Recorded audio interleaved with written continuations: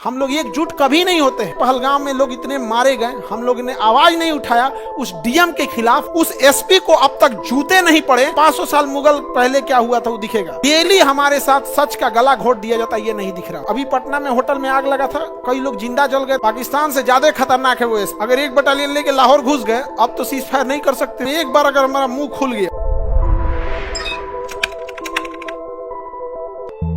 औरंगजेब ने जब छत्रपति संभाजी महाराज को कैद किया था तो अफगानिस्तान में नहीं कैद किया था, महाराष्ट्र में कैद किया था। तड़पा तड़पा के महीनों तक में जान लिया था। कहां पे? महाराष्ट्र। हम लोग की हिम्मत नहीं होती, हम लोग एकजुट कभी नहीं होते हैं। हमें तकलीफ किससे होती है?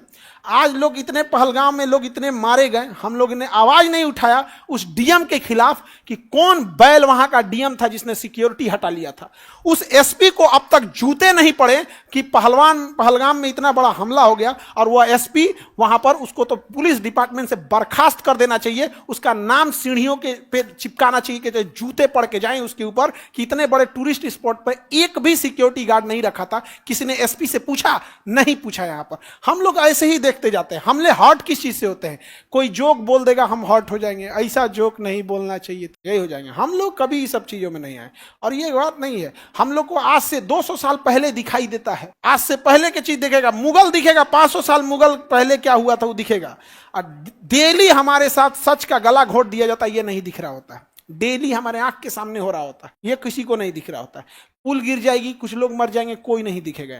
अभी पटना में होटल में आग लगा था, कई लोग जिंदा जल गए थे। फायर ब्रिगेड आई थी लेट से, किसी को नहीं दिखा था। हम लोग को क्या होगा, कोई जोक बोल देगा ना तो उसको खराब लग जाएगा। एसपी को छोड़ना चाहिए जी, पाकिस्तान से ज्यादा खतरनाक है वो एसपी। हम लोग तो देखो, हम तुम्हें बता रहे 10 दिन से हम कोई वीडियो नहीं बनाए। रीजन क्या है कि हमें पता है कि हम एक बार अगर हमारा मुंह खुल गया तो हम चुप नहीं होते हैं, चाहे जो हो भैया, डीएम हो, एसपी हो, आप कुछ भी हो, देश से ऊपर आप कुछ नहीं है। क्या जाहिल इंसान को वहां का डीएम एसपी बना के भेजा है, जिस जाहिल को यह नहीं पता है कि इतना बड़ा टूरिस्ट स्पॉट है, यहाँ पे एक एम्बुलेंस होनी चाहिए, मिलिट्री का कोई आदमी होना चाहिए, पैरामिलिट्री होनी चाहिए, पुलिस होना, कुछ नहीं होना। जो पाकिस्तान ज्यादा खतरनाक है, ये जाहिल ज्यादा खतरनाक है। वो उसी की जांच होनी चाहिए। आखिर किसके कहने पे वहां से पुलिस फोर्स हटाई गई थी? डीएम के कहने पे, एसपी के कहने पे, या पाकिस्तान के सेनापति आसिफ मुनीर से पैसा लेने पर? किसने पैसा खाया था यहाँ पर?